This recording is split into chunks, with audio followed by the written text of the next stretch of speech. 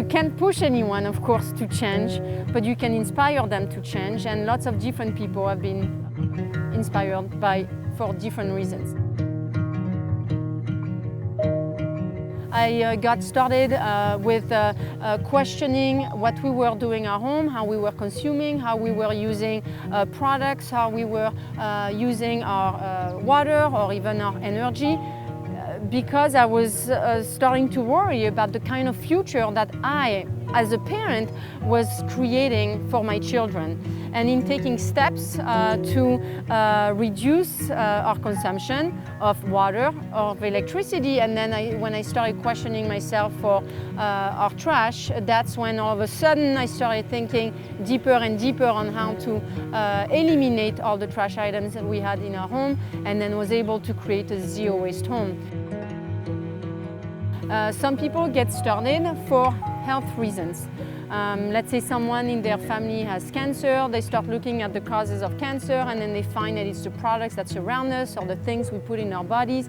And then in trying to find solutions, they're going to find that zero waste brings those solutions. As we shown how we lived, and we show a very sparse but minimal but happy family and interior, then it's inspired a lot of people to get started. The people saw our interior and they're like, wow, if that's what zero waste looks like, I want to do zero waste. What I'd like people to really understand is that the zero waste lifestyle is the complete opposite of what they expect it to be. At least for us, it's been the complete opposite of what we expected it to be.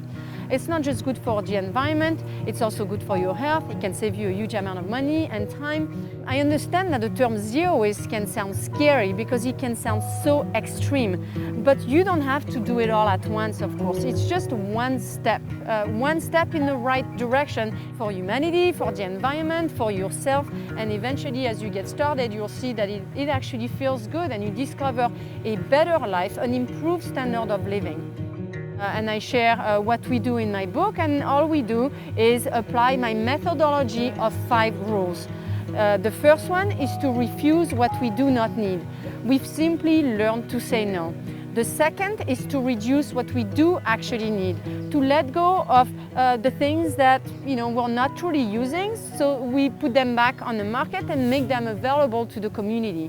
The third rule is to reuse, and we've done that by swapping disposables for reusables and buying secondhand if we need to buy something.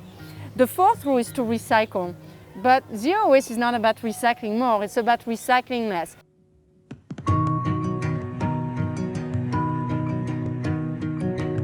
So if you follow my 5 rules in order, you'll find that if you refuse as much as you can, and then reduce as much as you can, and then reuse as much as you can, then you'll have very little recycling left.